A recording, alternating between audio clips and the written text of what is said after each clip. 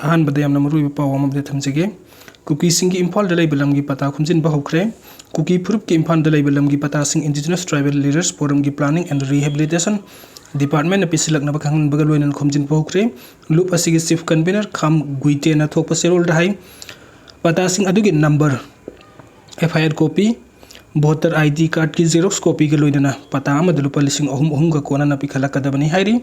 थौचिल commission of inquiry Manipuri violence का मरी लेनदे इम्फाल लम की पता सेनब लौखट खोंथांगनी है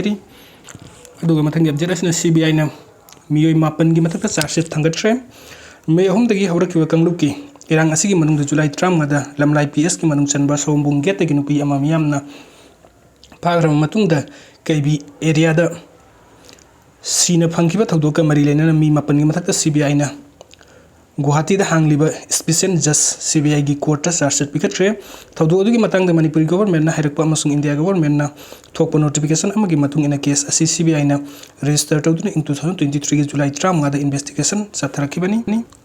केस असी अहमद लमलाई पुलिस स्टेशन इन्वेस्टिगेशन चथरमलो मतुंग CBI दा सिनखिबनी कंगलुप की इरांग असिगी मनुंग जुलाई 30 की नुमिरि उंग पुंग 23 की मिनट 10 रोम ताबदा नुपी अमा मी चाम अमसुंग खुलाई पाइबा मी खरा याउना सोमबुंग गेट की फारबा मतुंग दा कैबी खुल्लोम दा कार अमदा हापतुना पुखरो मतुंग दा मफम अदुदा नुपी अदु असी भागसांग ओइना नुमित अदुमक दा फंखी CBI ना चथरखिबा इन्वेस्टिगेशन द मी 9 असी हक्थिंगना सेनखी हाइबा खंगबा ngambga लोइना मखोइगी मथक्ता CBI ना